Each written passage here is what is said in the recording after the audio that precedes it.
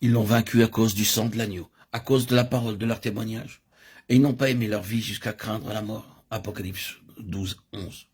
Celui-ci a attesté la parole de Dieu et le témoignage de Jésus-Christ. Apocalypse 1, 2. Moi, Jean, j'ai été dans l'île appelée Patmos à cause de la parole de Dieu et du témoignage de Jésus. Apocalypse 1, 9. Quand il ouvrit le 5e sceau, je vis sous l'autel les âmes de ceux qui avaient été immolés à cause de la parole de Dieu et à cause du témoignage qu'ils avaient rendu. Apocalypse 6, 9.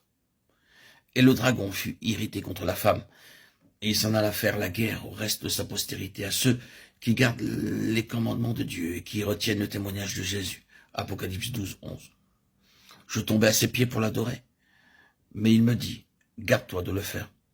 Je suis ton compagnon de service et celui de tes frères qui ont le témoignage de Jésus.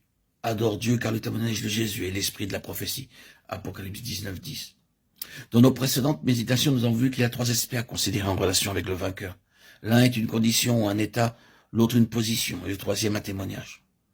La condition ou l'état est celui de la justice, qui est par la foi en Jésus-Christ. La justice, représentée par le sang, la vie et la nature incorruptible du Seigneur Jésus-Christ, qui sont nôtres par la foi. Un état essentiel pour vaincre le méchant, sous toutes ses formes et dans toutes ses œuvres.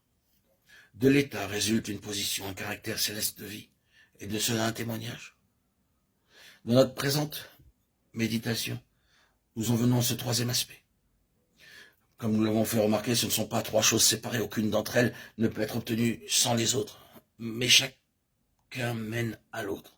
C'est-à-dire l'état de justice par la foi, quand celui-ci est saisi de façon convenable et suffisante, a pour résultat une position céleste, spirituellement s'entend.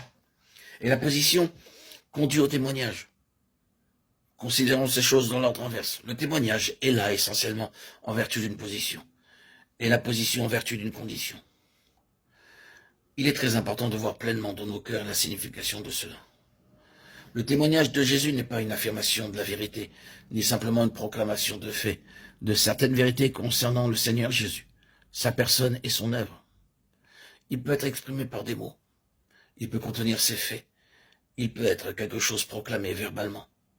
Mais le témoignage de Jésus n'est pas simplement cela. Ce n'est pas une formule, une confession de foi symbolisée par des mots. Le témoignage de Jésus qui provoque que le grand dragon rouge et l'amène à se déployer sous toutes les formes de son activité comme cela est exposé ici. Le serpent ancien, appelé le diable et Satan, celui qui séduit toute la terre, l'accusateur des frères. Ces titres représentant l'activité multiple du dragon féroce dans tout son antagonisme. Le témoignage de Jésus qui le provoque et l'amène dans cet état et cette attitude dans lequel nous le voyons dans Apocalypse 12, je le répète, n'est pas un témoignage de mots purs et simples. Ce n'est rien de moins que l'incarnation même de tous ces faits de façon vivante et spirituelle, qui s'accompagne d'un effet aussi terrible dans le domaine où Satan tient les rênes. C'est l'efficacité spirituelle des choses qui détermine si nous sommes en présence du véritable témoignage de Jésus, ou s'il s'agit seulement de simples déclarations de la vérité.